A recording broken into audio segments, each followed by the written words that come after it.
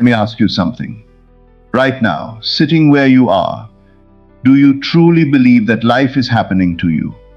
That your circumstances are the result of luck, a fate, or the actions of other people? If so, I want you to stay with me, because what I am about to share with you will change everything. We're going to begin a journey together. A journey not outward, but inward. Not toward some distant goal, but toward the truth of who you already are. I promise you this, by the time we reach the end, you will never see yourself or your world the same way again. Principle 1. The power of consciousness. Pause. Let the silence land. The first thing you must understand, the absolute foundation of everything I will teach you today, is this. Consciousness is the only reality. Or what some of you are thinking right now. You are looking around at the walls of this room, at your own hands, at the solid, tangible world surrounding you. And you are thinking, Neville, surely this is real. I can feel it. I can touch it. And to that I say yes. You can feel it. You can touch it. Tell me something. Have you ever been in a dream so vivid, so utterly convincing, that you would have staked your life on its reality? Have you ever? A dream, felt pain or joy, or the warmth of another person's hand only to wake and find it was all constructed entirely within your own mind, is what I am telling you about your waking life. This world you call reality, this solid, immovable, apparently external world is nothing more than a shadow, reflection, a mirror held up to the face of your own consciousness. It does not create you. You create it. Once you truly grasp this, not merely as an intellectual idea, as a living, breathing conviction in your bones, you will understand something extraordinary. Nothing can touch you unless you first allow it into your consciousness. And not a passive witness to your life. You are its author, its architect, its God. This is where your power begins. And everything I will share with you today is built upon this single, unshakable foundation. So if consciousness shapes reality, then the question becomes how? By what mechanism does the inner become the outer? What law does the invisible become visible? The answer is this, the law of assumption. If you assume a state to be true, if you take it into yourself, it, inhabit it, and you persist in that assumption, it must, by the very nature of creation, harden into fact. Do you understand what I am saying to you? I am not speaking about wishful thinking. I am not speaking about hoping or wishing or wanting. I am speaking about assuming.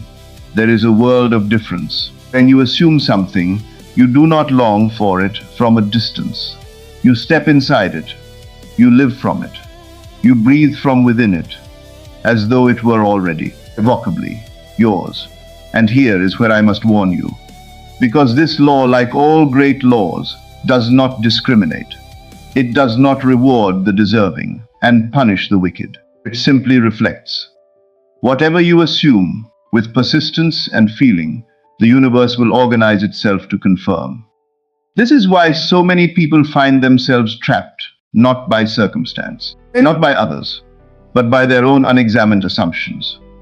They have been, without knowing it, assuming limitation, assuming rejection, assuming that good things happen to other people. The world faithfully, mercilessly has agreed with them.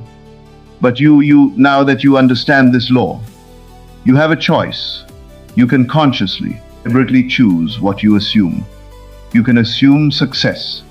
You can assume love. You can assume that the life you desire is not a distant dream, but a present, inevitable reality. Assume it. Persist in it. And watch what happens. But I must tell you something that separates those who merely understand these principles from those who actually live them. Thought alone is not enough. You can think about your desire all day long. You can write it down, repeat it, recite it, and nothing will move, because the universe does not respond to your thoughts. It responds to your feeling. Feeling is the secret. Think back to a moment in your life when you were completely, overwhelmingly in love. Not the idea of love, the feeling of it. Do you remember how it colored everything? How the most ordinary morning felt luminous, how strangers seemed kinder, how music seemed to speak directly to your soul. That feeling did not just live in your chest, it transformed the entire world around you. It's the power you must harness. When you can genuinely feel the reality of your desire, when you can close your eyes and inhabit the emotion of your wish already fulfilled. Not someday, not eventually, but now you set in motion forces that no circumstance on earth can stop. Feeling is the bridge, is the current that carries your assumption from the realm of imagination into the realm of physical fact. Without it, your assumptions are dry seeds. With it, they become unstoppable. So do not merely think about what you want. Feel what it is like to already have it. Let that feeling flood every cell of your body. It become, in this moment, more real to you than the chair you are sitting in. And how do we generate these feelings? How do we conjure emotions for experiences we have not yet had in the physical world? Through the most powerful faculty you possess, your imagination. And now I know.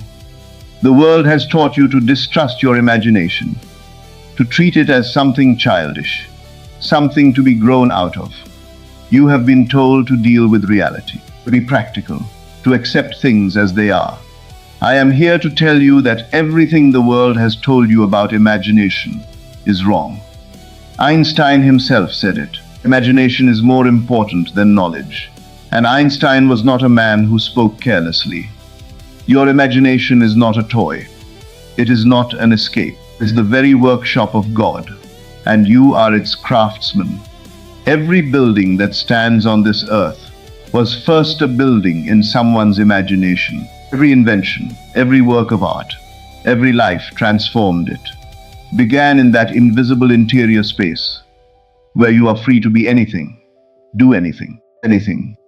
When you imagine yourself as the person you wish to become, you are not fantasizing. You are creating, you are shaping your consciousness. And since consciousness is the only reality, you are in the most literal, most profound sense shaping your world. So use your imagination boldly. Close your eyes and see yourself living the life you desire. Not from the outside, watching yourself like a movie, but from the inside, through your own eyes. In the textures and temperatures of that life, make it vivid, make it real, make it now. Do this with conviction. Do this often and know, absolute certainty, that what you are building in imagination is already building itself in the world. Now, what about the past? What about the memories that haunt you? The failures, the humiliations, the moments you would give anything to take back? What about the experiences that seem to have left permanent marks on who you are? I will tell you something that will astonish you. You can change them, not in the physical record. I am not speaking of documents or photographs or other people's memories. I'm speaking of the only place the past actually lives, your consciousness. And your consciousness, as we have established, is entirely under your authority. The past does not exist as a fixed, immovable thing. It exists as memory. And memory is not a recording. It is a living, breathing, revisable story. When you revise a painful memory, when you close your eyes and run the scene again. But this time, as you would have wished it to unfold, you are not lying to yourself. You're not pretending. You are doing something far more powerful than that. You are changing the emotional content that lives in your consciousness, which is to say, you are changing the seed from which your future grows. That argument that ended in bitterness, revise it. See it resolving in warmth and understanding. Feel the relief of it, the love of it. That moment of failure, revise it. See yourself succeeding. Feel the pride of it. This is your birthright. This is the time machine that lives inside you. Available at every moment, waiting for you to use it. For how can the past chain you when you hold in your hands the power to rewrite it? Now here is where many people stumble. Having grasped these principles, they throw themselves at their desires with tremendous force. They visualize constantly, affirm endlessly. They grip their dreams so tightly that the desperation itself becomes the loudest signal they are sending to the universe. The universe faithfully reflects that desperation back. This is why you must understand the law of detachment. To manifest your desire, you must release your white-knuckled grip on it. You must come to a place of such deep trust, such unshakable inner knowing, that you can relax into the certainty of its arrival. Think of it this way. When you order a meal at a fine restaurant, you do not follow the waiter into the kitchen. You do not pace the floor. You do not demand to know why your food has not yet arrived at the table. You sit, you converse, you enjoy the wine, because you know with effortless and troubled certainty that the meal is coming. Your relationship with your desire must be exactly this. Once you have assumed it, once you have felt it real, once you have planted it in your consciousness, with conviction let it go. Not because you don't care, but because you care so deeply, you trust so completely. You no longer need to clutch at it. This is not indifference. This is mastery. And paradoxically, is in this relaxed state of knowing this elegant detachment that your desire moves most swiftly toward you. But detachment must never be confused with giving up. There's a story I return to again and again, the story of Joshua at the walls of Jericho. For 6 days, Joshua and his army marched around that great walled city. 6 days of trumpets and silence, 6 days of apparent futility, 6 days of a world that showed no sign of yielding. Can you imagine the voices? Whispers of doubt in the ranks. This is foolishness. Nothing is happening. Look at those walls, they are not moving. But Joshua did not stop. On the 7th day, on that final day of unwavering, relentless, faith-filled persistence, the walls came tumbling down. This is the principle of persistence. Not desperate, white-knuckled straining. Not the grim determination of a man who secretly fears he will fail, but the calm, steady, unshakable continuation of a man who knows with every breath that what he has assumed must come to pass. Your circumstances right now are your Jericho walls, are the outpicturing of your past consciousness. They tell you where you have been, not where you are going. Do not be deceived by them. Do not let a morning's bad news, a week's setback, a season's disappointment convince you that your assumption has failed. It has not failed. It is building. It is moving. And if you persist, your walls will fall. After the work comes the rest. Not the rest of exhaustion, not the rest of defeat, but the rest of completion. In the great creation story, after 6 days of divine work, God rested on the 7th day. And not because the work had worn him out, but because the work was finished. Perfect. Done, and he could look upon it and say, "It is good. This is the Sabbath I am calling you to enter." After you have assumed your desire, after you have felt it real, after you have persisted in your assumption, with calm, unshakable faith, there comes a moment when you must rest. Yes, not rest and wonder, not rest and worry, but rest in the absolute, settled, knowing that your desire is already in consciousness yours. This rest is accompanied by gratitude, not the strained gratitude of someone trying to feel grateful, the spontaneous, overflowing gratitude of someone who has already received. Because in consciousness, in the only reality that matters, you have already received. Enter this Sabbath. Let it be the final seal on your assumption. For from this place of deep, quiet, grateful completion, miracles do not strain to appear, they simply flow. I want to address something that keeps countless people imprisoned in circumstances they despise. The belief that they must wait for the outside to change before the inside can change. When I get the money, I'll feel secure. When I find the relationship, I'll feel loved. When things get better, I'll feel better. This is backwards. Completely, tragically backwards. The law of reversibility states this. If a physical fact can produce a feeling, then that same feeling can produce the physical fact. Read that again. The current flows both ways.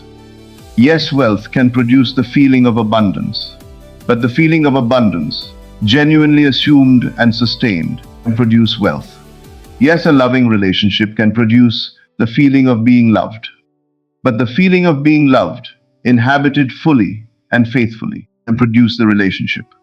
You do not need to wait for the world to give you permission to feel what you wish to feel. You can choose that feeling now. You can step into it now. And that feeling, once chosen and held, becomes the most powerful creative force in your life. Stop waiting for circumstances to change so you can feel better. Feel better now and watch the circumstances have no choice but to change. And now we come to the heart of it all, the principle that contains within it every other principle, the truth upon which this entire magnificent structure rests, the I am. When Moses stood before the burning bush and asked the name of God, the answer was not a name as we understand names. It was not a title, not a biography, not a description. It was two words. I am, that is the name of God. And I am telling you, it is your name too. Not metaphorically, not as a poetic gesture. Literally. You are not separate from the creative power of the universe. You are an individualized expression of it. When you say I am, you are not merely describing yourself. You are invoking the most powerful creative force that exists. And whatever you attach to those two words becomes your world. I'm afraid and fear becomes your constant companion. I am unlucky and misfortune organizes itself around you. I'm limited and limitation is precisely what you will find. But equally, I am capable and capability rises to meet every challenge. I am loved and love begins to appear in every corner of your life. I am the operant power in my world and the world bends, shifts, reorganizes itself to confirm exactly that this is not positive thinking. Positive thinking is a surface level game. This is something far deeper. This is aligning yourself consciously, deliberately, completely with the creative intelligence of the universe itself. You have always been doing this, every moment of every day. You have been completing the sentence that begins with I am. The only question is whether you have been doing it consciously or blindly. From this moment forward, choose consciously. My dear friends, we have traveled far together today. We have spoken of consciousness and assumption, of feeling and imagination, of revision and detachment, of persistence and the Sabbath, of reversibility and the ultimate, infinite, inexhaustible power of the I am. These are not theories, they are not abstract philosophies for scholars to debate in quiet rooms. They are tools, practical, powerful, immediately applicable tools for living. I want to be absolutely clear with you about something before you leave this room today. Knowing these principles is not enough. I have met many people who can recite these ideas beautifully, who understand them intellectually with great precision and fluency, and whose lives have not changed 1 inch because they never applied them. Here is what I want you to do. Not tomorrow, not when the circumstances feel more favorable. Now choose one state you wish to inhabit. Just one. Perhaps it is confidence. Perhaps it is abundance. Perhaps it is the deep, unshakable certainty of being loved. Close your eyes right now if you wish, and step inside that state. Feel what it feels like to already be that person. See the world through that person's eyes. Breathe the air of that person's life. Then open your eyes and carry that feeling with you into everything you do for the rest of this day. When doubt comes, and it will come, revise it. The external world contradicts your assumption, and it will persist anyway. When impatience rises, and it will enter the Sabbath. Rest in the knowing. Above all, watch the words that follow I am, because those two words are the most creative, the most consequential, the most godlike words in any language. Are the chisel with which you sculpt your life. Use them deliberately. Use them boldly. Use them with the full understanding of what they are and what they do. Not a small person navigating a large and indifferent world. You are the operant power in your world. You are the author of the story being lived. You are the consciousness in which this entire magnificent, turbulent, extraordinary dream is taking place. Nothing can affect you without your consent. Because nothing reaches you before it passes through the filter of your own consciousness. And your consciousness is entirely, completely, irrevocably yours. This is your freedom. This is your power. This is your inheritance. Go now and claim it. And may your consciousness expand to embrace everything you have ever dared to desire. You are, and always have been, the Am. This is Neville Lectures. I'll see you again in the next video.